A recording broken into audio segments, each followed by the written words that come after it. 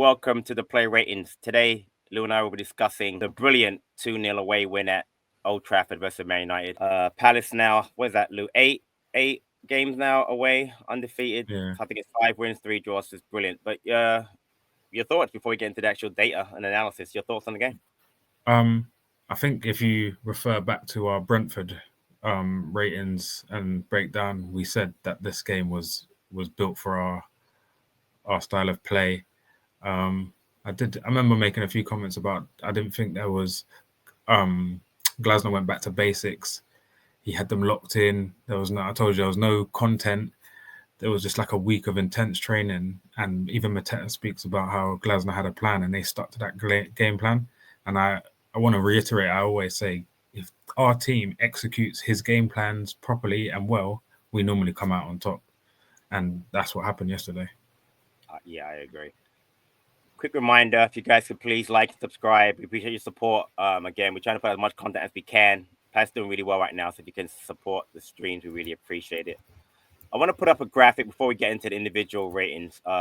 Just a couple of graphics about the overall game yesterday as far as key stats. So let's start with this one. Hope you guys can see it. If you are listening on the pod, it's just a key stats breakdown. So, Lou, you want to talk about a few of the things on here? Okay, so we'll get into like the details of the key stats breakdown, but as you can see, we've got unexpected goals of 2.77, which is higher than what we actually scored. Total shots 11-11, but when you'll see the stats, you'll see the quality of chance and the quality of shot of ours is much better than theirs. Possession, Glasner already said in his post-match conference that they were happy for Man United to have possession in certain areas, which was again in their own third, trying to build up from play. Touches in the opposition box, they had much more than us. I think it looks worse than it is because I think in the first 10 minutes of either half they were pressuring us, plus a lot of corners, so that it's going to be inflated of touches in the box there. I think we only had. Did we even have one corner? I don't think we had a corner. No, didn't have one. Yeah, so like we said, stats show a certain picture. Show a picture of a story, but yeah, what do you think? My thoughts are the shots 11-11 being even, but it's the part where you talk about how clinical a team can be. Again, Mateta had 3 shots, 2 of them scored.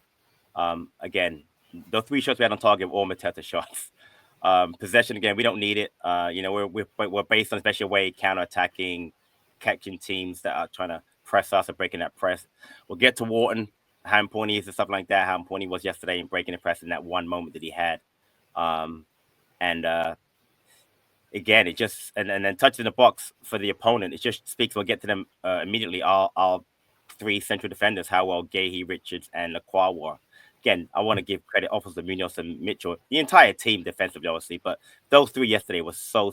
They were. I use the word impervious. They were so good, and they're getting better every week. So it's just great to see. So let's actually get into the individual performances. So we will start with Dean Henderson. I gave him an 8. You gave him an 8, Lou. Basically, again, that's his 7th clean sheet of the season. Again, we mentioned that 17 shots, but only 2 on target. The key ones for me, as far as saves, were the Bruno Fernandes save on 50 minutes, where he, which is one of the best saves, and then he made a great save also on Ugarte volley. Ugarte, right, when he saved with his feet, and then the ball kind of fell. Listen, distribution was poor yesterday. It didn't have to be great, but again, former United player going back home, clean sheet. You couldn't ask for more. And again, he's been really, really good. You can tell he's bought into the club ethos, etc. But your thoughts on Dean Henderson? Again, Glasner got it right in terms of going longer from Dean Henderson, because Man United are a high pressing team. They want to win the ball high up. So he took that weapon away from them and made them have to battle for first and second balls. And we did say, I think in the preview, that the team who would control transitions and second balls would probably come out on top. And a lot of the time we were winning those second balls and those transitions. Sometimes the quality on the ball wasn't great in the first half, but as you can see from the second goal, it's just winning a second ball, winning your battles, and then progressive passing, great runs. So yeah, Henderson, 2 great saves, clean sheet. That's why you get That's where the 25 million that we paid for him comes in handy. Absolutely. Danny Munoz, both gave him an 8. You go first on Danny Munoz yesterday. I was worried in the first half. There was a bit of lack of quality. I don't know how many times he lost possession. I'll have a look quickly. Possession lost 13 times. I think that was majority in the first half. It was, Had yeah. a great chance, big chance missed. But again, it's positive for him to be in those positions. The fact that our left wing back is potentially assisting our right wing back is exactly the way Glasner wants to play. Then the second half, the engine kicks in. He's part. I think we're a very physical team, and he brings a lot of that physicality, energy off the ball. And again, that run for the second goal was brilliant. And then the calmness to pass it across to Mateta, which I always talk about. We need quality from our wing backs, and he could have panicked there, could have overhit the ball, but he's put it on a plate for Mateta. So clean sheet, assist, 8 out of 10. Yeah, I like the way he was used yesterday. He was definitely chosen to be the higher of the two wing backs as far as up the field, and I think that led to that brilliant assist on the Mateta goal, which you just mentioned. But early in the match, he had got forward in the 10th minute, had the header wide from Mitchell's cross, which he could have scored on. I mean, it reminded me a little bit of the Brighton cross as far as how Mitchell was, and obviously the back post with Sarr, but just missed that. Stats wise, 7 out of 10 ground duels won. Passing game wasn't great, 61%. 4 clearances, though, 7 recoveries, and again, part of a clean sheet. But I just thought yesterday we saw the very best what Danny Munoz gives us. We talk about how Ty, we get to Ty next up, how good Ty is defensively, but it's that attacking part that Munoz brings, and I think it's a complementary thing that we need. And yesterday, again, away, Old Trafford, tough environment. I thought Munoz did really well yesterday. So yeah, our right wing back's our furthest player forward in the 89th minute away at Old Trafford. mad. And again, you just said the ability to have the long capacity to get forward, but again, to having the foresight, it's easy. He could easily work 1-0. Easily could have taken that shot easily, but to square it at that time and to give Mateta on the play, and you see the reaction of Mateta, by the way, pointing at him when he's celebrating was brilliant. So yeah.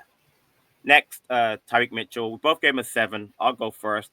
I thought very good defensively again yesterday. That's his forte. Masbarawi and Ahmad, who I mentioned during the preview, I'd most worried about.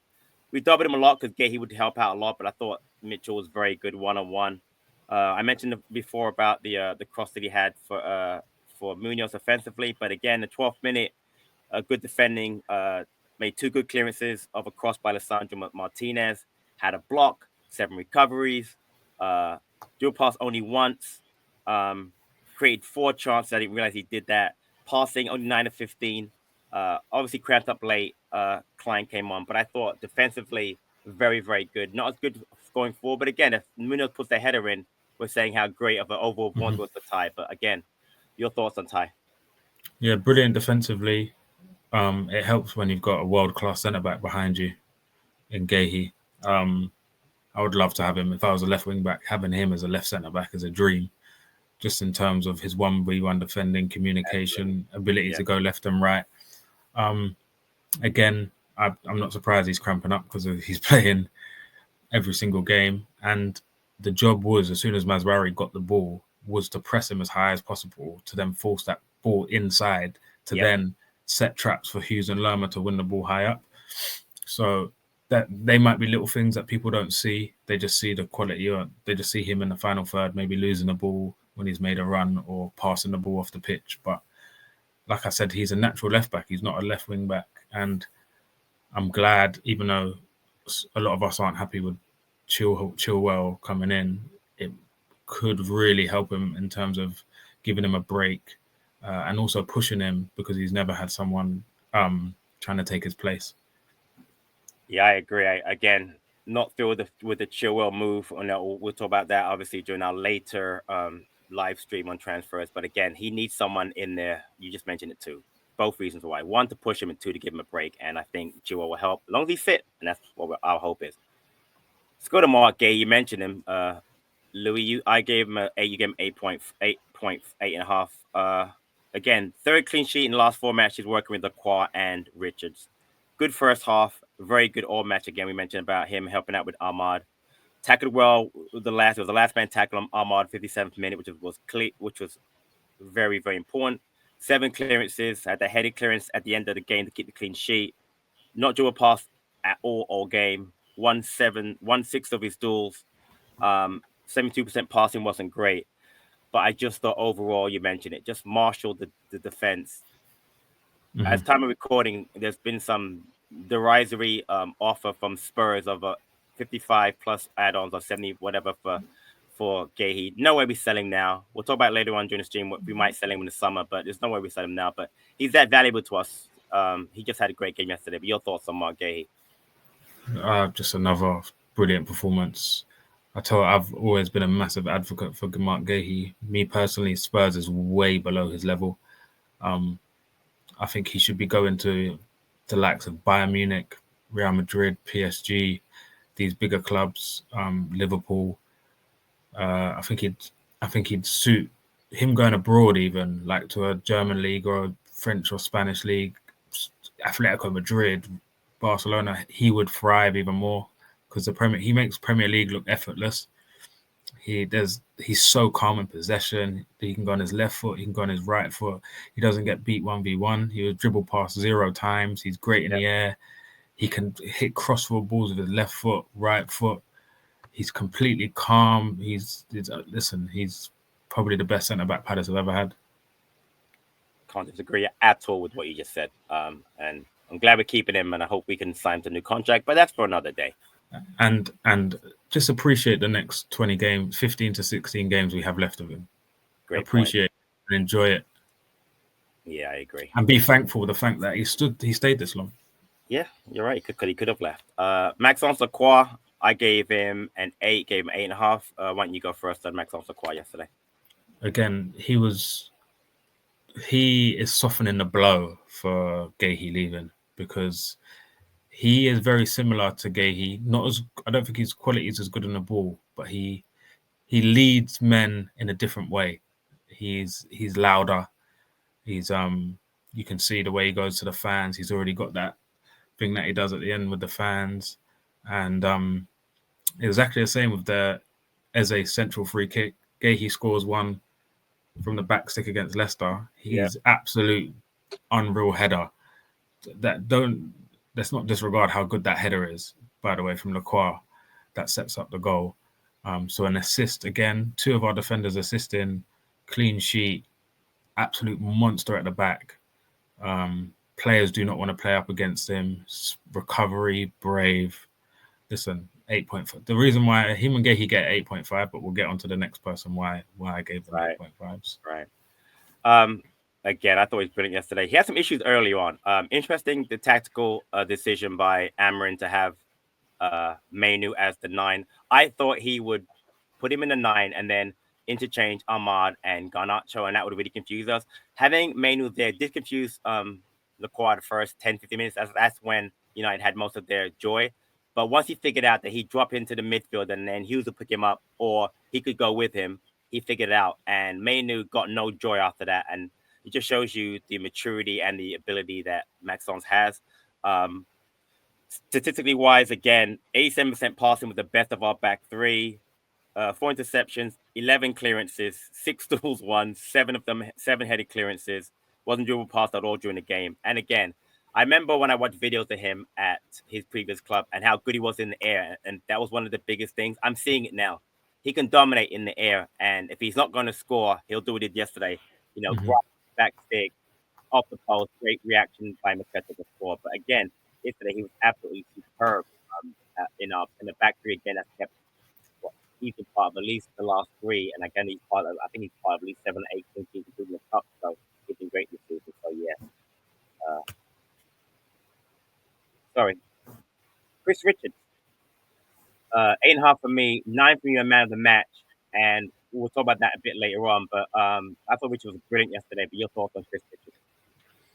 Listen, me and Patrick both said let him play some games to get into his rhythm. As we didn't give him, for some reason, we gave Chalobah all the grace in the world to adapt and Indeed. form a partnership with Guehi and Lacroix. But then people were quick to say Chris Richards ain't good enough.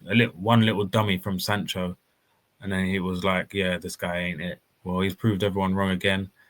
The only gripe I have, I did say I explained why his passing isn't great, because when you play on the opposites, why Guehi loves playing on the other side is if you're a left centre back in a free, you will use your majority, you will lose your right foot because you cut in and you try and play that ball into the front man, and you can see he kind of struggles with his left foot playing through the lines. But 1v1 defending, brilliant. The block in the first from, was it Garnacho shot? Was it him that blocked? I think he blocked it or Hughes blocked it. I feel like it was Richards. Him. It was him. That's a goal-saving block just in itself. Unbelievable in the air, aggressive. Loved the karate kick with Mateta for the celebration. And again, he's team morale is such an important thing, and you can see other players really like him as well. He seems a great character. And how much did we pay for him? Was it 15? I think it was 15 million euros. Yeah. Again, great business. Great business. And he's in great form. And our defensive record has improved after him coming in. I would like to see some cover just because I don't want the workload to be so heavy for them. But yeah, great performance. Joint man of the match for me. Yeah, listen, you're spot on. Again, he needed time. Again, we gave Chalobah that grace. I don't know why, for some reason, some people like to bang on about him being poor. No player is perfect. I can go back to the Brentford game and say how Guehi played poorly when we lost that game, but people forget that quickly. You're right. Sancho did him, but it's one time. It's an isolated incident. People need to give him time. Yesterday again, 1-9 duels, excellent versus Garnacho, and then Xerxes when he came later. 12 clearances, strength is in the area, 10 headed clearances. Passing wasn't great, 60%. You mentioned before it's not his strength, but he played really well. He gave a great ball to Hughes, who sprinted forward in the 60th minute, 75th minute. He just missed that. There was a play where we got a header back. Lerma headed the ball back. He just missed heading it into the goal or knocking it in. But I thought he was really good yesterday, and I'm really glad that he's getting the credit. You gave man of the match. I was gonna give him joint, and I said joint. Yeah, I'm the same way with obviously with Mateta, but I just thought that yesterday, Richard had a great game. The issue with him obviously is going to be he is injury prone, which is a shame. We got to be careful with that. But if you let him play, I guarantee you, him, Lacroix, and Guehi rest of the season are going to cook. They're just going to cook. So credit to him. Our midfield too. Let's start with Jefferson Lerma. Hold on. 7. No. We're back. Sorry. Okay. Jefferson Lerma. I gave him a 7. You gave him a 7. So he did a good job neutralizing Bruno Fernandes and Ugarte, along with Hughes. 1 block, 3 clearances, 4 recoveries. I've commented on his poor passing. I thought yesterday passing was much better. 71%, up from 56% that he had against Brentford, but still an improvement. Again, I mentioned the header that he put across for Richards. Combative. The long throws I could do without. It's fine, but I just thought yesterday he and Hughes did a good job. I want to pull up actually as we talk about Hughes and Lerma, the passing map. So I have one here that I'll put up. Go ahead. Your thoughts, by the way. Your thoughts on Lerma? Sorry. Again, he's when you're trying to win the ball high up, he's aggressive, great in the air. He lost the ball 15 times. It's funny because just before he played that line breaking pass through to Mateta, he absolutely ballooned one in behind, that typical spamming Lerma ball in behind. And I was like, just keep the ball. Then all of a sudden, he breaks the line and plays this defense splitting pass towards Mateta like on an absolute play. Great save by Onana, by the way, on that chance. But yeah, solid 7. Him and Hughes done the dirty work so the defense done their job, midfield done their job in terms of trying to win the ball high and winning the second balls, which then allowed our forward players to be more expressive in the final third.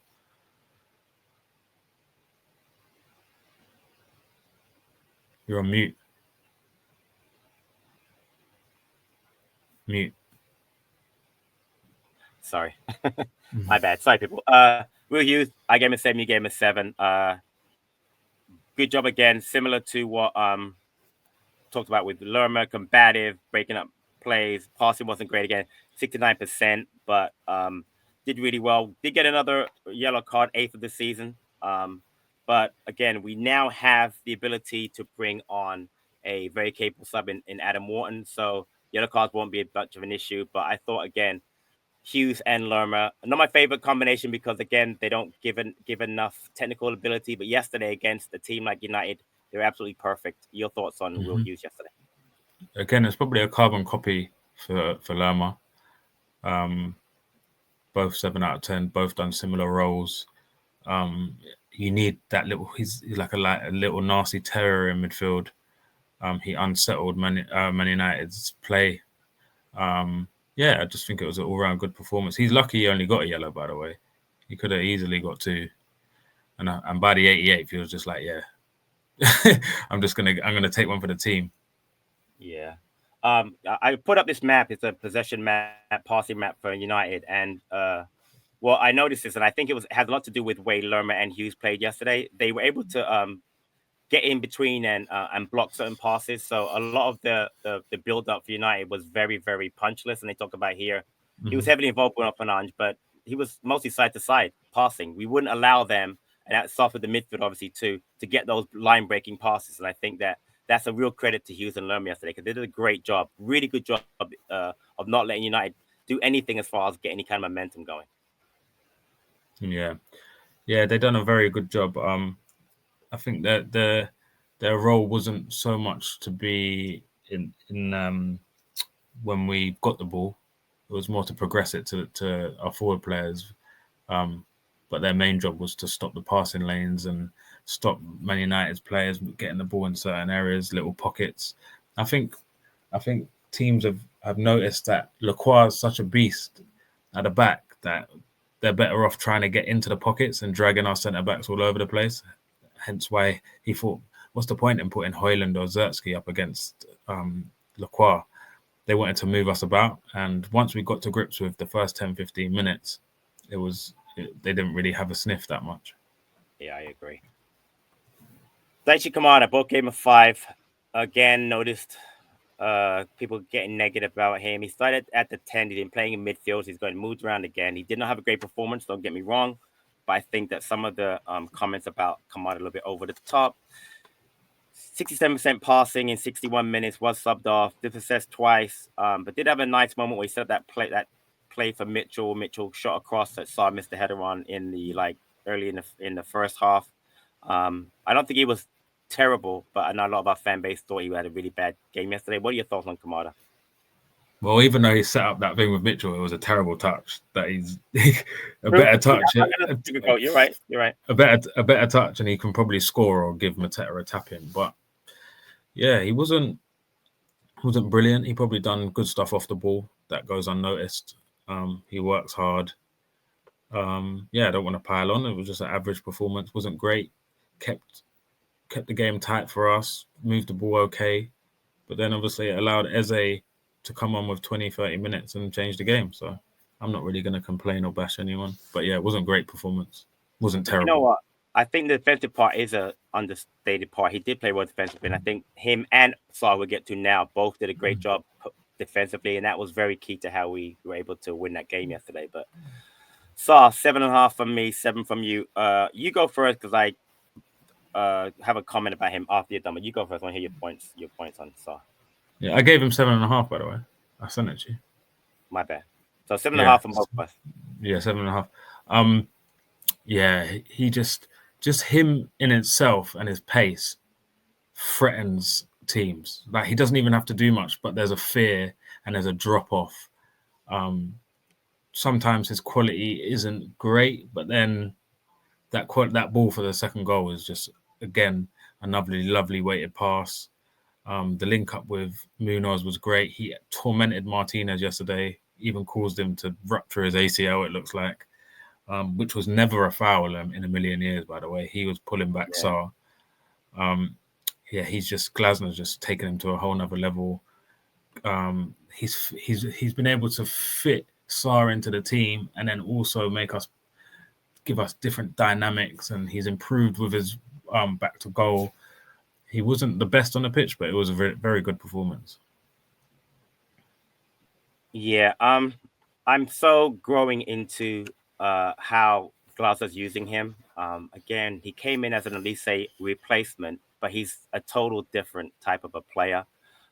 You're right. He does put fear into opponents because of ability to get in behind and to link up with Mateta. But the thing I want to point out is his passing. Yesterday, 79% passing for a number 10 who is a more of a forward or a winger is so good. But again, just like the pass that he made against, who was it? The pass he made. Oh, Chelsea. Leicester.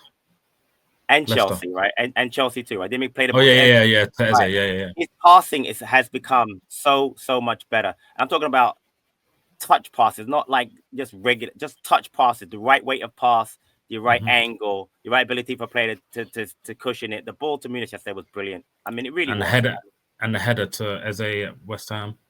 Right, exactly. He just brings another dimension. Yes, he can. He does fit in and out of game attacking wise. You don't see him, but his work rate defensively is underrated. We mentioned that about Kamada, but I think both of them did a great job yesterday. I just thought Sarr did a really good job yesterday, and again, it was nice him to be a part of that goal because he deserved it. He worked really hard yesterday. So he's such a threat away from home. I'd like to just the next step is how does he transition becoming a threat at home? Does he have to drift out wide a bit more? Does he have to? I don't know. That's for Glasner to work out. But away from home. He's an absolute menace. Speaking of menaces, man of the match for me, 9. You 9. I saw that cross yesterday in the watch along. And if you haven't seen the watch along, people, please go back and watch it. If you don't watch the whole thing, at least go to the 60th minute around there and around 85 to catch Lou and T. It's actually brilliant. Both gave him a 9. Fans did also. Only 22 touches. And I remember watching Haaland yesterday. Haaland had like 10 touches the entire match, had the 1 goal. Mateta's 22 touches were all quality.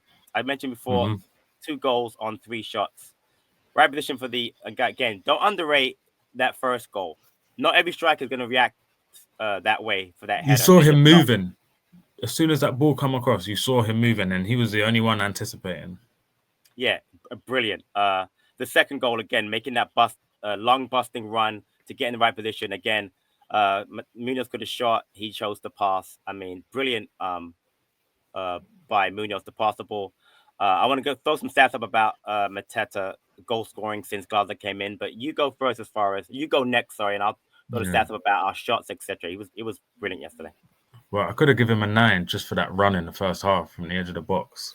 He's like a train. I don't get it. Like they can't. Once he starts getting going, there's no stopping him. Like he's absolutely bulldozing defenders. He's a nightmare to play against. His quality on the ball is so much better. His passing, his finishing. Mate, again, you can go back to my previous videos when I said it was going to be the start of a goal-scoring run. I remember I said it clearly before. I think it was, what game was it? When I saw the fixtures and I was like, this is a chance for him to really get some goals. And you saw how hard he was working. And to quote, he said in his interview, he said how hard he's been working, and sometimes how hard you work, you get the rewards. Exactly what it's been like. And then again in Glasner's post-match, he says JP made that run for the second goal 10, 15 times and didn't get the ball. So it's only just that the last time he does it, it gets laid on a plate for him. So there we go. The harder you work, the luckier you become, and just give him that $100,000 a week. Yeah. We talk about how toothless and Man United were. Again, looking at this map, 2 shots, XG of 1.22, 2 goals, high value sense position. Again, I mentioned before about how Mateta loves to play in the system that Glasner has. It's because he gets in positions to score goals like that. It's really fun to watch. And I want to show you one more graphic that Match of the Day had up yesterday. and that's this one. I'll make it a little bit bigger. Not that big. So since Glasner's come in, before Glasner, Mateta had played 80 games, 11 goals, a rate of 1 goal every 305 minutes at a conversion rate of 12.6%. Under Glasner, listen to these stats if you can't see them on the screen. They're amazing. 37 games, 23 goals, a minutes per goal of 126.4. So cut it maybe into a third. And the strike rate is almost tripled. Conversion rate, sorry, from 12.6% to 30.7%. Anybody says that this guy is not clinical, doesn't watch Palace, and anybody doesn't think he's the most valuable player, and Lou just mentioned to get a new contract, doesn't understand. He is playing brilliantly under Glasner. No ifs, ands, or buts about it. Yeah, unbelievable. Ridiculous conversion rate. Yeah, like we said, Glasner thrives off these type of strikers. Let's go to the subs. I'll do the players that came in last first. So Devaney wasn't on long enough again. I like he's getting these minutes, but he's not making mistakes and winning games. That's brilliant by Glasner. Klein came on again late. Currently our left and right wing back option. That will probably change as of today at some point, but again came on for a very tired and cramped up tie and got the job done. Ebbs, 7 from me, 7 from you. I'll go first. I know you want to wax lyrical about Wharton next, so I'll go first on Eze. Came on 61 minutes, and about 3 minutes later, plays a brilliant header to Lacroix, which he heads back off the post that crossbar that Mateta scores. 75% passing, 2 out of 2 successful dribbles, 2 out of 3 ground duels. Made a brilliant run from our half into their box twice. Beat their defenders. If he just made a little pass at the end, but again, the threat of Eze is as important as just having him just the threat of him. It's like Sarr, the threat of him on the pitch. And again, I mentioned you asked me before the game yesterday what I felt. I said I don't feel as good because Eze is not going to be playing. What did I know? But having him on the pitch, I don't care what anybody says. His threat and his ability and his quality is so needed for this team. Showed it yesterday. Your thoughts on that? Yeah, he looked like the shackles were off a bit. It's funny because I said when he was coming on, I said that they'll paint a narrative that if Eze comes on and change the game, that he should start as a sub a bit more often, which people in the chat started saying. I saw when they said bring Eze on, bring on Nketiah, bring on Devaney. I watched the chat. I watched it. Single person in the chat saying make this sub, make that sub. But then at the end of the day, everyone's saying Glasner got his subs perfect. That's why sometimes you just got to just wait. Again, the quality on a central free kick. That shouldn't go under the radar as well. How hard it is to score from central positions, and he's whipped it. That curling whip to the back stick is a great ball. Again, yeah, he looked like the shackles were off. I see a few people saying about him walking down the tunnel, but he's definitely gone to get treatment. And not every time a player is going to come over and celebrate and stuff like that. There was enough going on. Yeah, really happy with him. Now I hope he can get 6-7 days off, chill, and be back for Everton. Very needed. Yeah. Last sub, Adam Wharton. I gave him a 7, you gave him an 8, Lou. It's all yours. The Oracle, the chosen one. Been waiting for this for so long. Maybe I'm ultra biased, but just in that little cameo, you see the IQ, the reading of the game, on and off the ball, the athleticism. He was up and down the pitch. He's just a joy to watch. I'm so happy we've got him back. And if you get a chance to watch a clip of Glasner talking about Wharton, the biggest grin on his face the whole time. And he knows how important that player is. And he says, never in his career has he ever put in a player after being 4 months out, put him in a game. Yep. Never. But it's his quality is just, it's next level. And I said it on the stream. I'll say it in every time. He is a £100 million player when he reaches his full potential. 100%. He is a generational talent. These type of players do not come around often, especially in England. He has the IQ of like an Iniesta. He has a game reading of that, and then he has the athleticism of Gerrard. Obviously, he's not like these players now, but I'm saying he has these attributes. Leads by example. I just can't wait for him to hit one with his left foot and do a backflip. If I'm on stream, I'll attempt the backflip in my. Instead of kicking your laptop, right? Yeah. Yeah. So listen, Lou said it all. Everyone knows that I've been a big fan of his, big proponent of having him in there with Decore. Decore's injured, but Wharton adds a different dimension. Press resistance, ability to pick out a pass, ability to block passing lanes, ability to tackle, ability to link up with players like Eze and yesterday Sarr to get that second goal, which is so important. He's just very, very valuable. I hate the fact he's been injured, but I'm telling you now, Lou, I think it's actually been a blessing in disguise because there's no doubt people be in for him. They would have been in for him from the summer. They'd have been in for him right today. You would have heard today, so-and-so put in a 80 million bid for Adam Wharton and Man City today on deadline day because he's that good of a player. That's weird because City have just signed Porto centre midfielder Nico Gonzalez for 60 million. There we go. That could have been 80 for a Wharton today. We know they've been sleeping around him, and Liverpool have also. So listen, so glad he's black. Last but never least, our manager.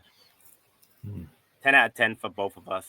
I'm going to put a graphic up about the momentum swings and the match flow because I think it's important as far as tactically, but very quickly.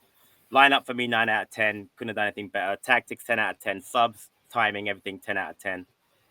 Having a bench of Eze, Wharton, Esse, Nketiah, and Devaney, and using 3 of those 5 shows how deep we are. You mentioned in the stream or before how disappointed Nketiah must have been not getting on the pitch yesterday. I mean, you know what I mean? Because it wasn't a viable option, but just a brilliant. I want to add that at halftime, he said the following, told the players to be patient, and chance it would come. And he was right.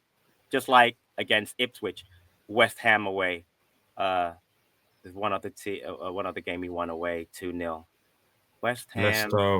Leicester away. Every time. Go in at halftime, makes adjustments that we need, and we come out and we fire. Brilliant by Glasner. I'll allow you as we end the show. What do you talk about Glasner's performance yesterday? Just the fact that our manager can get them in and in 15 minutes change a game and show them tactically. They have clips ready for these players. They show them exactly where they're doing well, where they're doing wrong, how to improve, where to pass, where to be, and this information is going to help so much. He's the best manager I think we've ever had, and probably we will have in a long time. It's inevitable that he will go at some point.